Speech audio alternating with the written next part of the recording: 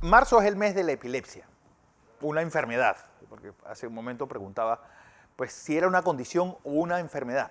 Mis dos invitadas, Mary Milart, de Fundación Luces, también tengo a la doctora Sandra Carrillo, de la Cannabinoids Based Medicine Specialist. Eso es sobre el uso medicinal del cannabis. Empiezo contigo, Mari, porque discutíamos y cuando hacía la preparación para la entrevista no me quedaba claro si era una condición o una enfermedad. Buenos días. Mari. Hola, buenos días, Buenos días. Fernando, y gracias por el espacio. Hola, ¿me escuchas? Sí, sí, perfecto. Alto y claro te estamos ¿Me escuchando. escuchas? Sí, sí, te escuchamos alto y claro. Sí. Sí. Básicamente la epilepsia es un mundo de incertidumbres y es la parte más difícil de vivir con epilepsia, porque en epilepsia no hay nada escrito 100% para nadie que la padece. La epilepsia no tiene edad, no tiene sexo, no tiene un porqué específico. No es que naciste con epilepsia. Te puede pasar, te puede aparecer la epilepsia en tu vida porque tuviste un accidente y tuviste un golpe que te generó la epilepsia. Sí. Tenemos el caso de una chica de 29 años que la picó un mosquito, le dio Zika, le alteró su sistema nervioso y empezó a padecer de epilepsia. Puedes tener epilepsia secundaria a una malformación cerebral. Ahí, mira, son infinitas las causas por las cuales puede aparecer la epilepsia en tu vida y puede aparecer a cualquier edad. Eso es importante que las Sí. personas sepan que nadie está exento de esto y aparte no es una condición con la que nadie escoge vivir. Como El todas. 70% de las personas que viven con epilepsia logran su control con medicamentos antiepilépticos que existen tradicionales en el mercado. Hay otro 30% que en su mayoría son personas que padecen epilepsia secundaria por síndromes o condiciones más severas que no logran su control con los medicamentos tradicionales que tenemos en el mercado. Pero lo Una importante de cosa esto, Mari, y importante, que también quiero ahondar un poco en los que padecen esta enfermedad, es una enfermedad degenerativa. Es decir, muchos ataques de epilepsia provocan daños, siguen provocando daños severos sobre la persona que lo padece. correcto, cuando no se logra el control, porque una persona que logra el control de sus convulsiones vive una vida completamente normal, no pasa nada, no tienes daños cerebrales, porque logras controlar tus convulsiones. Pero cuando no se logra Sí, ese control de las convulsiones, que es el 30% que te digo, allí sí ya se dan situaciones degenerativas y las personas van perdiendo facultades físicas, mentales, definitivamente por las múltiples convulsiones a las que es sometido por no lograr el control. claro. Una cosa importante que nosotros queremos destacar, la epilepsia es una enfermedad llena de tabúes y llena de estigmas, ¿verdad? Sí, Todavía hoy en día tenemos, mira, no se imaginarán y yo me atrevo a afirmar que todos los que nos escuchan tienen un amigo, un vecino, un compañero de trabajo viviendo con epilepsia que no se ha atrevido a decirlo porque aún las personas con epilepsia viven en las sombras y viven ocultando que tienen esta condición por temor al rechazo social, escolar o laboral. Sin embargo, igualito que una persona tiene diabetes o alguna vez le da un resfriado, debemos llegar a normalizar esta situación para que las personas no tengan temor de alzar su voz y decir vivo con epilepsia. Es lo que parte de lo que queremos lograr, ¿verdad? eso, Porque todavía es una condición llena de estigmas. bueno, tan llena de estigma, por ejemplo, lo primero que te dicen es alguien que le da epilepsia, ponle un palo en la boca para que no se trague su lengua. Cosas Y como es eso. lo más Eso es falso, lo más es el falso que mito hay. número uno. Sí, es el mito número uno. Mira, hay más incidencia de casos de daños a la persona tratando de meterle algo a la boca que si Claro, lo dejas fluir. Mira, y aprovechemos para que las personas sepan, si frente a ti alguien tiene un ataque o una crisis de epilepsia, una convulsión, lo que se debe hacer es poner a la persona de medio lado, asegurar su cabeza sí, para que no se lastime y es que pase. Si está pasando de 3 a 5 minutos, entonces se llama un servicio de emergencia. Pero regularmente después de 3 a 5 minutos la persona vuelve en sí y la persona ni siquiera sabe lo que le pasó porque la persona pierde la conciencia. correcto. Pero no se mete nada en la boca, nada, no se mete nada en la boca, no se lucha. Si la persona tiene corbatas o correas, se aflojan y simplemente después ayudarle a llegar a su casa o a un lugar seguro. Eso es lo Correcto. importante. Sa- Entonces, Como te comentaba Fernando, existe un 30% de la población con epilepsia que no logra el control con los medicamentos tradicionales que tenemos en el mercado. Si ustedes tienen un porcentaje tan preciso como ese, quiere decir que se tiene un censo de la cantidad de epilépticos que hay en Panamá. Bueno, en Panamá se estima que el 2% de la población vive o ha vivido con epilepsia. Pero no lo percibimos, el gran número, hay más de 60,000 personas viviendo con epilepsia en Panamá, pero no lo percibimos porque las personas no hablan de su condición o no dicen que la padecen, pero es innumerable y es una condición muy ignorada. Es decir, estamos hablando del 2% de la población. Trabajamos por eliminar en la sociedad. Estamos hablando de 80,000 personas más o menos y que viven entre nosotros con epilepsia. Entre niños y adultos puedes tener la plena seguridad que sí. Y esto es un tema a nivel mundial. Cada vez va en aumento la población con epilepsia porque cada vez estamos más sometidos a los estreses. Claro. Se dan nacimientos de niños que fallecían, que hoy en día sobreviven, pero a veces sobreviven con algunas condiciones que su secundario es la epilepsia.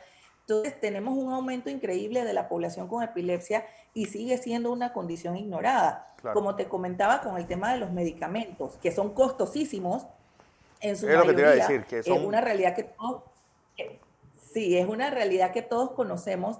Entonces, ¿qué pasa? Empieza el doctor a intentar con un medicamento, no funciona, te cambian a otro, no funciona, te cambian a otro, hacen mezclas.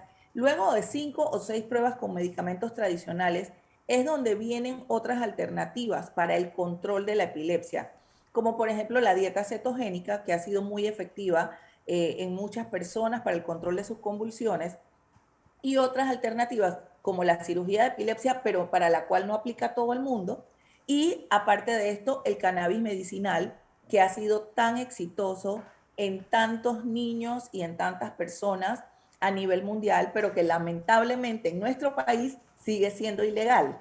Claro. Entonces, bueno, sobre eso tengo a Sandra Carrillo. Sandra, cannabis medicinal, yo creo que alguien metió en la discusión, pues, discutir o tratar de mezclar uso recreativo con uso medicinal, y son dos cosas totalmente distintas. No te escucho, Sandra. Si puedes activar el micrófono, que creo que se te apagó. Sandra Carrillo, médico, pues, va a hablarnos de esa aspiración y esa discusión que ya te creo que tiene más de 2 años de estar en la asamblea estancada sobre el uso medicinal del cannabis. Sandra, buenos días. Buenos días, muchas gracias por esta invitación. Es muy importante que hablemos de este tema en este momento. Como lo decía Marí, en la Fundación Luces ayudamos niños con epilepsia. Yo soy médico, especialista en medicina cannabinoide y soy profesora de la Facultad de Medicina de la Universidad de Panamá. Soy encargada del programa científico y educacional del cannabis medicinal. Desde hace un par de años hemos venido promoviendo la educación y haciendo charlas y conferencias académicas para enseñarle al gremio científico y desmitificar ese uso del cannabis como medicina. Como tú lo mencionaste, en la Asamblea Legislativa se creó desde hace ya varios años, más de 2 años, el proyecto de ley que ahora es el proyecto de ley 153, que busca legalizar el uso del cannabis medicinal, exclusivamente medicinal. ¿Por qué se creó este proyecto de ley o por qué se dio esta iniciativa? Precisamente a nivel de la fundación, viendo todos estos niños que tenemos con epilepsias refractarias, que son las epilepsias que mencionó Marí, que son resistentes o refractarias al tratamiento. Estos son niños que ya han probado 2, 3, 4 y 5 medicamentos, inclusive algunos han tenido que hacer cirugía y nada de esto les funciona. Se vio la necesidad de que nuestros pacientes en Panamá pudieran tener acceso a estos medicamentos, ya que hay más de 50 países a nivel del mundo que legalizaron el uso del cannabis como medicina y donde todos estos pacientes, estos niños, estos adultos se están beneficiando de esta medicina. Acorde a tu pregunta, el paralelo entre qué es el cannabis medicinal y el recreacional es importantísimo, porque todavía existe esa concepción que si se legaliza el cannabis como medicina en Panamá, entonces eso va a decir que va a estar los adolescentes fumando en las calles y que se está promoviendo Claro. el uso de drogas. Y eso es completamente falso. El cannabis recreativo o la marihuana recreativa, la que se fuma la gente en la calle, la que consiguen en el mercado negro, es un producto que viene contaminado, que no se cultiva bajo condiciones de buenas prácticas de agricultura, que cuando se hace el procesamiento de la flor para fumarla, no verifican si está contaminado con pesticidas, con metales pesados, con bacterias, con diferentes microorganismos. Esta planta del cannabis es una planta que absorbe todo lo que tiene el suelo, la tierra, el medio ambiente, y cuando la cultivan para venderla en el mercado recreativo o en el mercado negro, nada de eso les importa. A ellos solo les importa venderla, que la consumen y que la gente se drogue y consiga esta euforia o este high, y no les importa si estas toxinas, los pesticidas, los metales pesados se van al cerebro o a los pulmones de las personas. Diferente cannabis medicinal. ¿Cuál de los cannabis es el que se debe usar para uso médico? Muy buena pregunta. Sativa, es decir, hay diferentes formas de cannabis alrededor del mundo. ¿Cuál es la que se utiliza para el servicio medicinal? Muy importante pregunta. La planta del cannabis tiene muchas variedades genéticas. Sí. Generalmente la planta de cannabis que cultivan para recreativo, para drogarse y para todos estos usos que lo venden en el mercado negro son variedades que tienen concentraciones muy altas del THC. La planta del cannabis tiene más de 150 cannabinoides, más de 100 terpenos, más de 100 flavonoides. Es una planta que tiene muchos compuestos. Para el uso recreativo lo que buscan es altas concentraciones del THC, que es el delta 9 tetrahidrocannabinol. Ese es el que puede producir adicciones y puede producir estos efectos deleterios. Para el uso del cannabis medicinal se cultivan bajo buenas prácticas de agricultura, buenas prácticas de laboratorio. En el momento que se hace la extracción, el procesamiento es un cultivo muy controlado donde se verifican los procesos, se verifica que estos extractos no estén contaminados con ningún tipo de patógenos, ni como les decía, ni con metales pesados,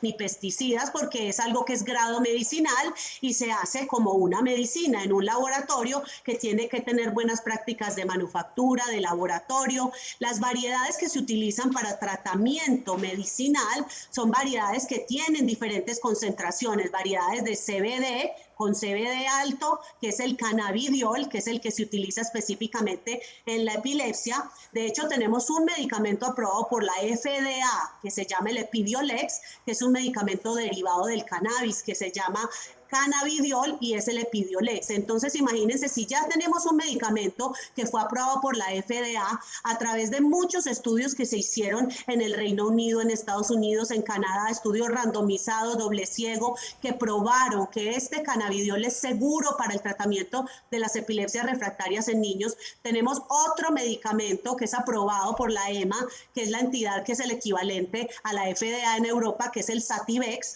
otro derivado del cannabis que es para tratar pacientes con esclerosis múltiple y espasticidad. Entonces estamos hablando que acá Panamá no se puede quedar atrás en materias de salud porque no estamos descubriendo una medicina, no es que vamos a ensayar en pacientes a ver esto cómo funciona.